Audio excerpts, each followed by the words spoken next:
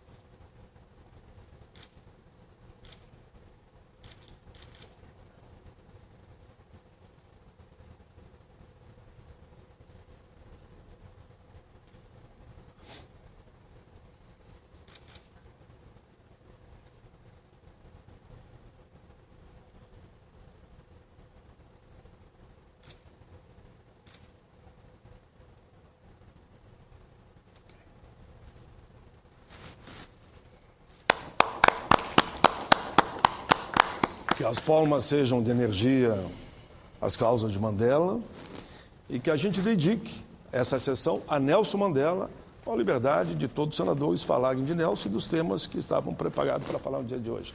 Fiz essa fala de pé em homenagem ao nosso querido Nelson Mandela. Os cumprimentos, senador. Com a palavra. Os cumprimentos, senador Paim, que preside essa sessão. A saudação aos senadores, senadoras, aos nossos amigos que nos acompanham pela TV Senado, Rádio Senado. Também presto aqui a minha homenagem singela à memória ao grande líder mundial sul-africano Nelson Mandela. Inicialmente, quero cumprimentar também a grande ação rápida, é claro, coordenada pelo nosso presidente Renan Calheiros, mas a equipe do nosso Senado, a equipe do Senado, fez uma matéria excepcional agora pela manhã, enaltecendo o grande líder mundial que foi e sempre será, para todos nós, presidente Nelson Mandela. Mandela que nos deixou, que ontem deixou esta vida terrena aos 95 anos. Mandela, que foi o primeiro presidente negro da África do Sul, nos deixa um grande legado humanista com a sua luta pela igualdade racial, pela inclusão social dos mais pobres e, principalmente, pela democracia e liberdade.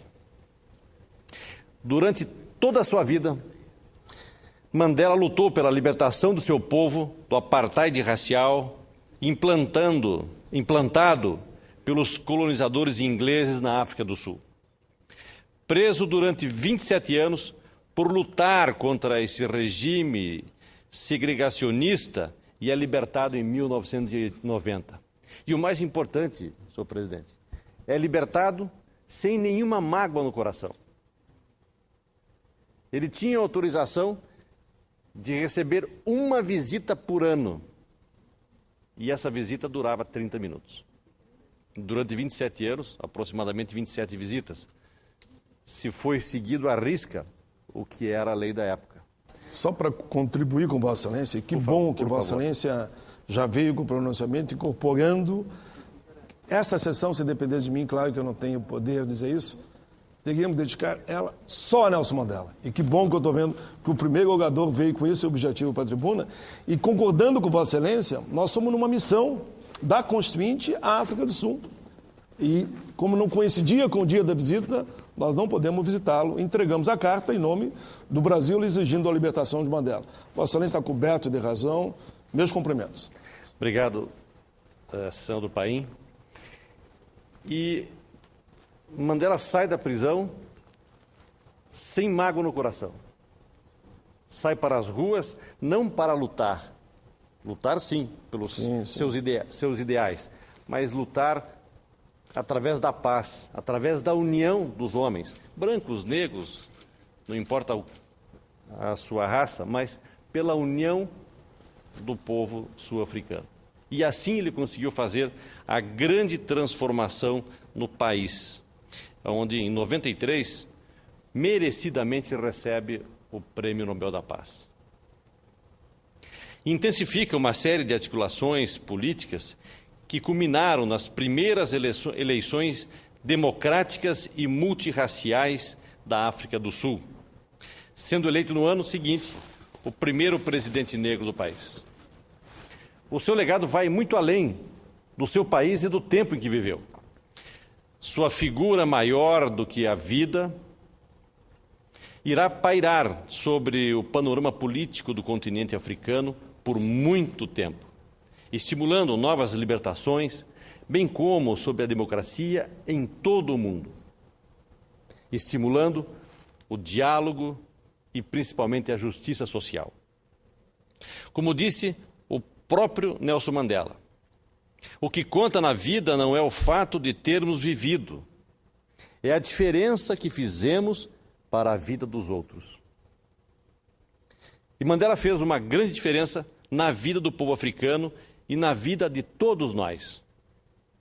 Com sua luta, com seu exemplo, com sua vida. Que continue viva por muito tempo entre nós, todas as lições, tudo aquilo que Mandela viveu, continue na memória de todos nós.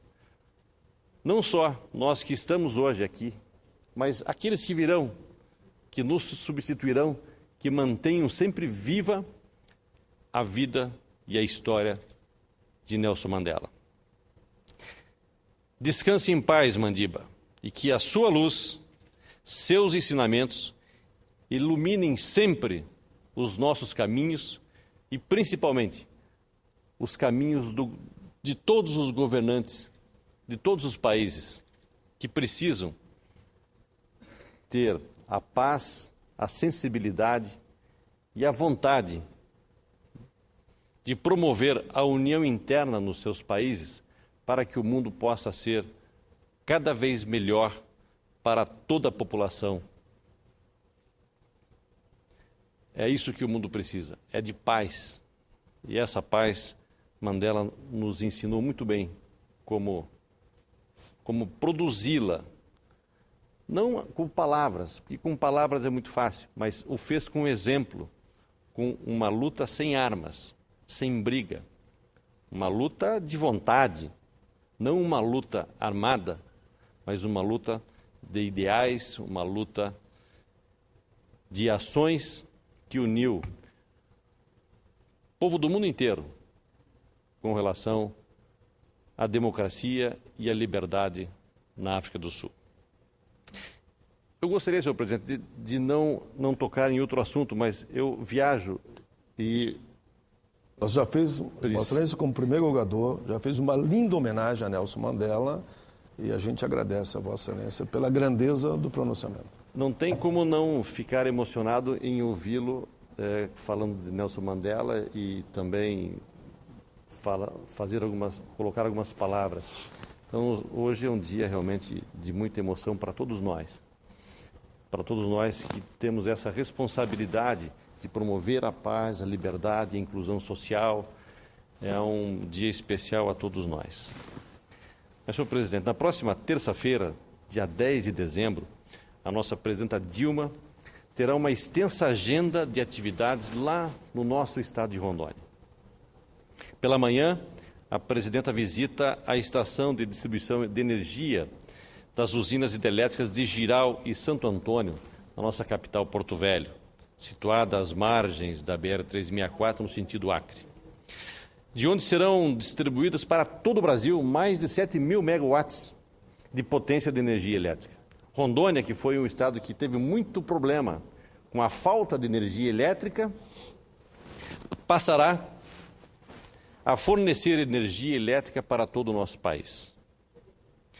Também existe a expectativa de que a presidenta visite a ponte sobre o Rio Madeira, em Porto Velho, que está praticamente pronta e que representa a retomada da reabertura da BR-319, por onde realizamos uma diligência da Comissão de Agricultura no Senado na semana passada, uma vez que esta ponte é o ponto de partida da BR-319 de Manaus, de Porto Velho, rumo a Manaus, estado do Amazonas. À tarde, a presidenta Dilma, juntamente com o governador Confúcio Moura, o vice-governador Ayrton Gurgas e toda a comitiva, os demais senadores e deputados federais, deverá se deslocar até Ji-Paraná, minha cidade do coração, onde moro com minha família, e também a cidade do coração de Rondônia, da região central do estado, onde fará a entrega de títulos de regularização fundiária a agricultores familiares e também entregará máquinas do PAC, equipamentos para os municípios utilizarem na manutenção e melhoria das linhas e estradas vicinais de nossa área rural, bem como para apoiar os agricultores na preparação da terra para a lavoura ou na abertura de tanques para a piscicultura. É um ato importante, são máquinas do PAC para a agricultura familiar. Rondônia, senhor presidente, é fruto de uma grande reforma agrária nos idos 70, 80. Então, a população, ou as terras de Rondônia, 90%, 92%, elas são de propriedade da pequena agricultura, da agricultura familiar do estado de Rondônia. Então, essas ações são de fundamental importância para a melhoria de qualidade de vida da população do nosso estado. Dentre todas as obras e atividades do governo federal na Amazônia Legal, na região norte, que desde o governo Lula recebe uma atenção especial, sendo que Rondônia é hoje um grande canteiro de obras. Eu destaco a regularização fundiária como a ação mais importante, tão importante quanto as duas grandes obras das usinas hidrelétricas que estão sendo construídas no Rio Madeira, e tão importante quanto as restaurações das BRs 364, o asfaltamento da BR-429, a restauração da BR-425, que está sendo executada nesse momento, e também a reconstrução da BR-319, que é o sonho de todo rondoniense e de toda a população da Amazônia Legal. Digo isso porque praticamente 80% dos agricultores, proprietários de terra em Rondônia, não possuem o título definitivo de posse da terra. E justamente por isso, a regularização fundiária se tornou uma das principais bandeiras do nosso mandato. E é compreensível que Rondônia tenha tantos agricultores sem títulos de terras, de propriedade de terra, uma vez que é um estado jovem, fruto da reforma agrária. Mas o fato é que pouco se fez nos últimos 30 anos para se regularizar a situação de milhares de migrantes de todo o país que colonizaram o estado de Rondônia, atendendo o chamado do próprio governo brasileiro para integrar a nossa Amazônia. A regularização fundiária começou a avançar em Rondônia justamente no governo da nossa presidenta Dilma, quando conseguimos aproximar as diversas instituições que tratam do tema, como o INCRA, IBAMA, ICMBio, Ouvidoria Agrária, Ministério da Justiça e o Ministério do Desenvolvimento Agrário, bem como estabelecer parcerias desses órgãos com cartórios, com o governo do estado e também com os municípios.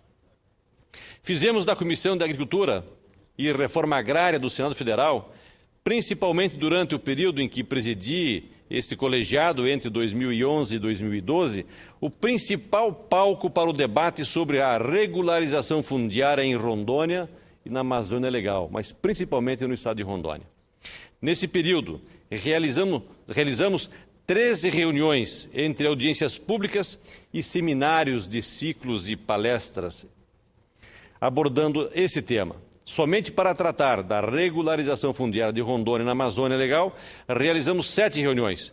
2 dessas foram realizadas em Rondônia, a primeira em Ariquemes, no dia 2 de dezembro de 2011, e a segunda em Jaru, no dia 10 de maio de 2013. Em cada uma dessas reuniões foram apresentadas diagnósticos da situação e foram discutidos os problemas e apresentados os resultados obtidos até o momento de cada reunião, bem como apontados os motivos que impediam um trabalho mais ágil e eficiente do governo para a efetivação da regularização fundiária no estado. Foi dessa forma, discutindo com todos os setores e com todos os atores sociais envolvidos nessa problemática que conseguimos avançar e auxiliar o governo da presidenta Dilma e do governador Confúcio Moura a melhorar o desempenho da regularização fundiária em nosso estado de Rondônia. Certo de que avançamos muito, mas ciente de que ainda temos um grande trabalho pela frente para que todo agricultor, para que todo o nosso morador do estado de Rondônia tenha acesso à terra e esse direito sagrado reconhecido por um documento legal. É que gostaria muito de compartilhar com todos os rondonienses esse momento da entrega simbólica da presidenta Dilma do título de regularização fundiária de número 5.000. Lutamos tanto para chegar nesse número, senhor presidente. Trabalho intenso, tanto em Rondônia, com os municípios, com o governo do estado e principalmente com o apoio da nossa presidenta, através dos ministérios do Meio Ambiente, do MDA, para chegarmos ao número 5.000. E quis o destino que eu não pudesse participar desse momento da entrega da presidenta Dilma aos nossos agricultores, por conta de compromisso agendado anteriormente na representação do Senado Federal em audiência com o Papa Francisco, no Vaticano. Já justifiquei com a presidenta Dilma e também ao governador Confúcio Moura a minha ausência e faço agora a todos os rondonienses. Mas fiquem certos de que estarei com vocês na luta pelos 10.000 títulos, pelos 50.000 títulos e até que todos os rondonienses tenham o seu título definitivo das suas propriedades, sejam elas rurais ou urbanas. Esta é uma luta que se faz todos os dias, que deve ser assim coroada com momentos históricos importantes, simbólicos e representativos, como este que a presidenta Dilma fará na nossa cidade de Ji-Paraná. Mas é uma luta que só se vence com perseverança, com força de vontade, com amor à terra e ao trabalho, que são marcas registradas do povo de Rondônia, dos nossos rondonienses. Esse povo alegre, trabalhador, que está construindo um grande estado. Portanto, fica aqui o meu agradecimento à presidenta Dilma pelo olhar carinhoso que tem pela região norte e principalmente pelo nosso estado de Rondônia. Para esse ano, a meta é de que 18.000 títulos entre rurais e urbanos sejam entregues nos estados da Amazônia Legal. Destes, 5.000 devem ser apenas no estado de Rondônia. É pouco se considerarmos o tamanho da demanda reprimida existente na Amazônia, que é de aproximadamente 300.000 ocupações em terras da União. Mas é muita coisa para um ano, principalmente se compararmos ao que se fez nos últimos 20 ou 30 anos. Creio que daqui para frente é bom que trabalhemos para ultrapassar a meta anual, pois só assim poderemos chegar próximo da meta e atingir a meta para 2016, estipulada pelo próprio MDA, em nosso primeiro ciclo de debates e palestras da Comissão de Agricultura, no dia 25 de março de 2011. Na ocasião, o então secretário extraordinário de Regularização Fundiária da Amazônia Legal, do Ministério do Desenvolvimento Agrário, Dr. Carlos Mário Guedes e Guedes, que atualmente é o diretor-geral ou diretor-presidente do INCRA, disse que a expectativa do governo da presidenta Dilma era cadastrar, realizar o georreferenciamento e entregar o título definitivo da terra até 2016 a 187.000 agricultores que estavam em terras públicas federais na Amazônia Legal. São metas ousadas, mas creio que teremos plenas condições de atingi-las se todos os mecanismos de suporte para a sua execução sejam implementadas, como é o caso do programa Rota da Sustentabilidade nos Assentamentos, que também será apresentado pela presidenta Dilma e que contempla ações que serão desenvolvidas em parceria com o governo do estado, prefeituras e entidades da sociedade organizada para melhorar a qualidade de vida nos assentamentos da reforma agrária, com foco nos aspectos econômicos, ambientais e sociais. São ações de educação, saúde, saneamento, recuperação ambiental, manejo florestal, assistência técnica, produção integrada e cooperativa, além de melhorias nas estradas que irão aumentar a produção dos agricultores e levar mais conforto e qualidade de vida para os assentamentos rurais do nosso estado de Rondônia. As grandes inovações desse programa é o lançamento da chamada pública da assistência técnica, a ATER, que vai atender a 103 assentamentos e 7.448 famílias de agricultores com um investimento de 16,7 milhões de reais. A assistência técnica, de fato, será o grande diferencial destes assentamentos, pois com a incorporação de conhecimento técnico para o plantio é que eles alcançarão a sustentabilidade. Nesse sentido, louvo também a criação da Agência Nacional de Assistência Técnica, a ANATER, pela presidenta Dilma, fazendo com que o Brasil dê mais um importante passo no sentido de superar os problemas de defasagem e deficiência tecnológica na agricultura familiar. A ANATER terá um grande desafio pela frente e a sua consolidação nos enche de esperanças com relação ao futuro da nossa agricultura, com mais inclusão social, com melhores condições de trabalho e com mais qualidade de vida para os pequenos agricultores brasileiros, em especial os agricultores do nosso estado de Rondônia. Vejo com isso uma grande aposta, não apenas no aumento da produção, mas também na ampliação do benefício, do beneficiamento e da agroindustrialização no campo. Também devemos comemorar os investimentos do PAC, voltados para a agricultura em todo o Brasil, sendo que em Rondônia está sendo contemplada com 45 retroescavadeiras, 45 motoniveladoras e mais 45 caminhões caçambas. Enfim, comemoramos os investimentos do governo federal juntamente com os investimentos do governo do estado de Rondônia e vamos continuar cobrando cada vez mais, pois na condição de um dos estados mais jovens da federação, temos muita coisa ainda para ser feita no que diz respeito à infraestrutura urbana, rural, estradas, creches, escolas, postos de saúde, enfim, tudo que nossa gente precisa para viver melhor, com saúde e qualidade de vida. Lembro bem, quando a presidenta Dilma, ainda na condição de ministra-chefe da Casa Civil, em 24 de março de 2010, realizou a inauguração do trecho de 208 quilômetros da BR-319, entre Porto Velho a Humaitá, quando disse que o governo faria todo o esforço possível para que essa rodovia estivesse completamente restaurada até 2014, para que os rondonienses pudessem ir de carro assistir os Jogos da Copa do Mundo na Arena da Amazônia.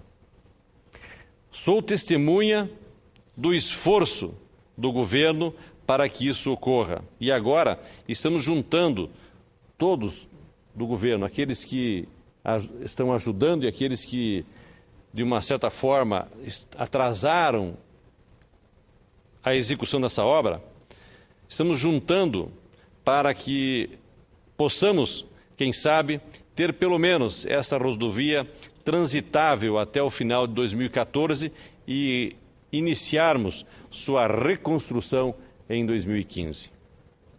É esse o assunto que vamos discutir hoje à tarde, em audiência da Comissão de Agricultura e Reforma Agrária, quando vamos reunir os órgãos e pessoas que participaram da diligência que realizamos na semana passada nessa rodovia. Esta é uma obra estratégica para o desenvolvimento sustentável da Amazônia, para a integração definitiva da Amazônia ao território nacional, o que já ocorria até 20 anos atrás, quando essa rodovia, construída no início dos anos 70, deixou de ser trafegável por conta da paralisação dos trabalhos de manutenção e do seu abandono proposital por parte do governo federal daquela época. Portanto, estão todos convidados para acompanhar o debate hoje à tarde na TV Senado para debatermos esse tema. Mais uma vez, senhor presidente, enalteço aqui o trabalho do nosso grande líder, Nelson Mandela, encerrando assim a nossa participação na manhã de hoje, fazendo essa leitura novamente. Como disse Mandela, sonho com o dia em que todos levantar-se-ão e compreenderão que foram feitos para viverem como irmãos. Muito obrigado, senhor presidente.